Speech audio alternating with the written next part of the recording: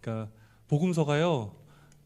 예수님의 그 마지막 일주일 사건이 그러니까 3분의 1 이상을 차지합니다. 이렇게 긴 이야기가 자세하게 적혀 있는데 우리가 함께 좀 살펴보려고 하는데요. 예루살렘 성전이 열매 맺지 못한 성전이라는 이런 열매라는 모티브가 이 마가복음 11장부터 15장에 되게 중요한 모티브라는 걸 말씀드리고 싶어요. 근데 조금 불온하지만 지금 예수님과 성전은 날카롭게 대립하고 있다는 것을 보지 않으면 이 마가복음 11장부터 15장을 읽어낼 수 없다는 걸 말씀을 드리고 싶어요. 예수님이 어떻게 하시죠?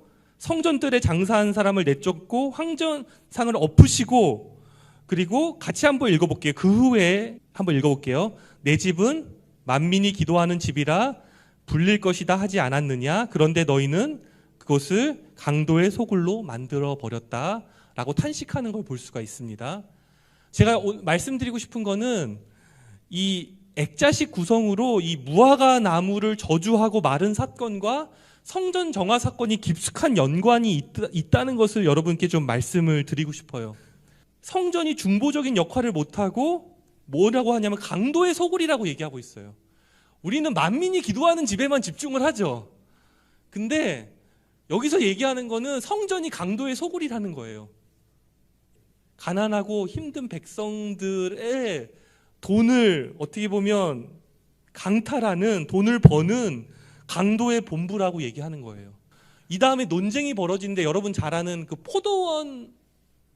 포도원을 그 나쁜 소작인에게 의탁한 이야기가 나오거든요. 근데 거기 보면은 이 소작인들이 주인이 보낸 종들을 함부로 대해요. 그래서 마지막에 누굴 보내죠? 자기의 존귀한 아들을 보내는데 어떻게 하죠? 성 밖에서 죽이는 걸 볼 수가 있어요.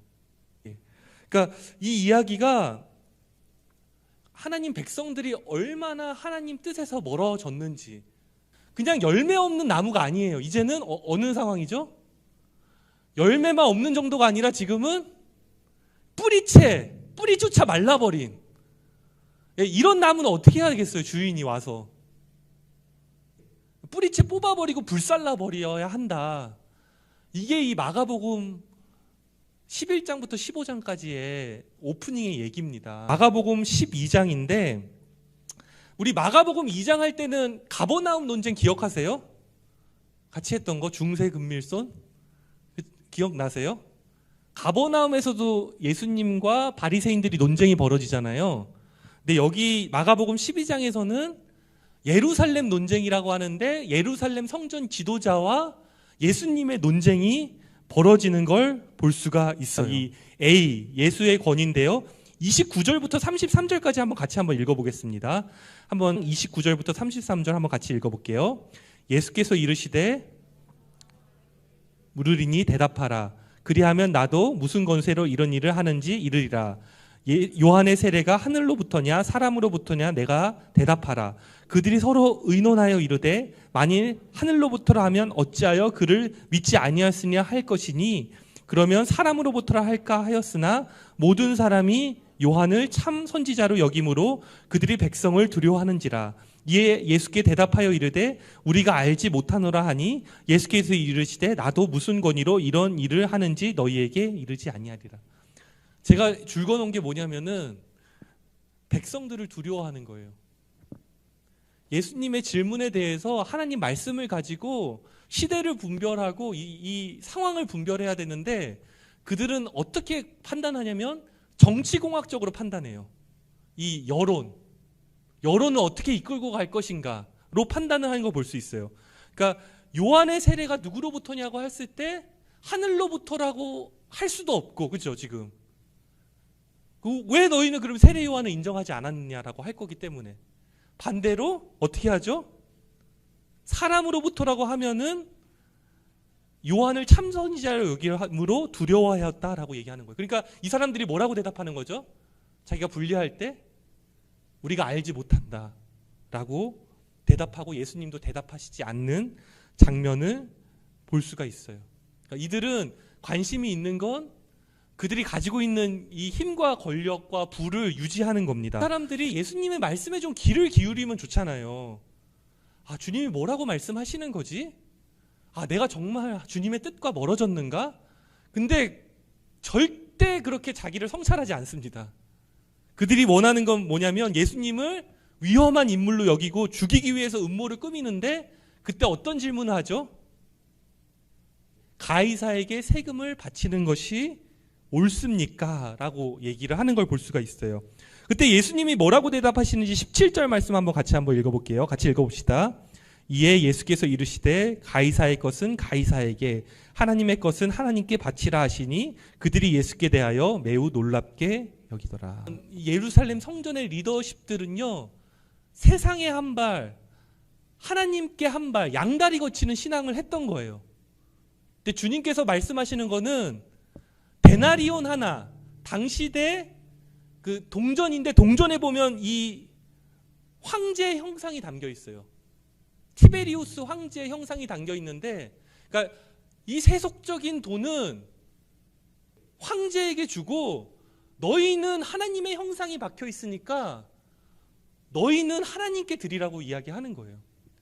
양다리 걸치는 애매모호한 신앙이 아니라, 너희가 하나님의 형상인 것을 기억하고, 내가 보니까 내가 너를 창조했고 너 안에 하나님의 형상이 깃들어 있으니 너의 삶을 하나님께 드려라, 이렇게 이야기하는 걸 볼 수가 있습니다. 그러면서 다음 장 한번 보시겠어요? 다음 장 한번 봅시다. 다음 장 한번 볼 텐데요, 이때 예수님이 기뻐하시는 일이 하나가 생겨요. 근데 이 논쟁을 보고 있던 서기관 중 하나가 예수님께 어떤 질문을 하냐면, 모든 계명 중에 첫째가 무엇입니까? 라는 질문을 하게 됩니다.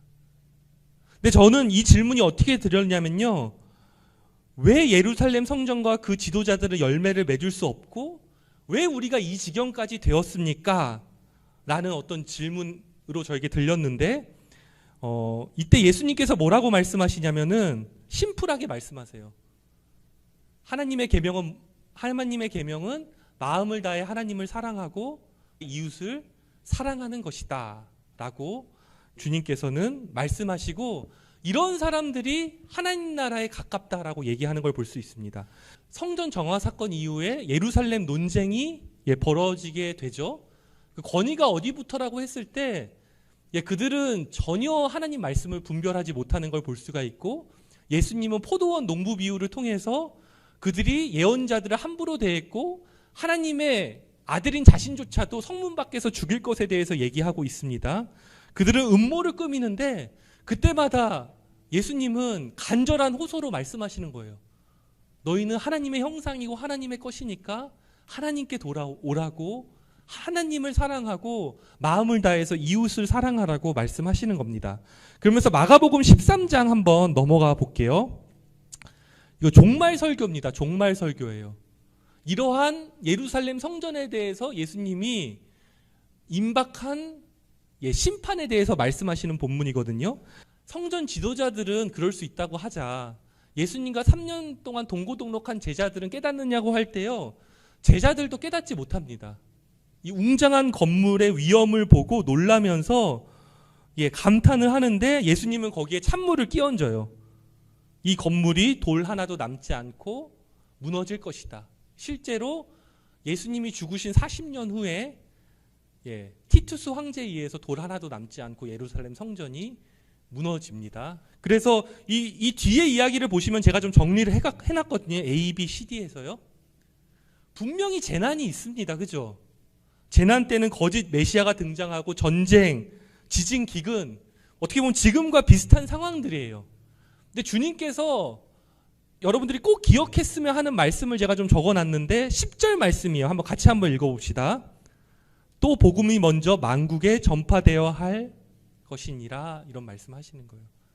비록 이런 재난이 있지만 이 예수님의 그 십자가에 깨어있는, 또 예수님으로 말미암아 사랑의 불꽃에 탄 제자들을 통해서 만방의 복음이 분명히 전해질 것에 대해서 말씀하십니다. 그리고 13절 말씀입니다. 한번 같이 읽어볼게요.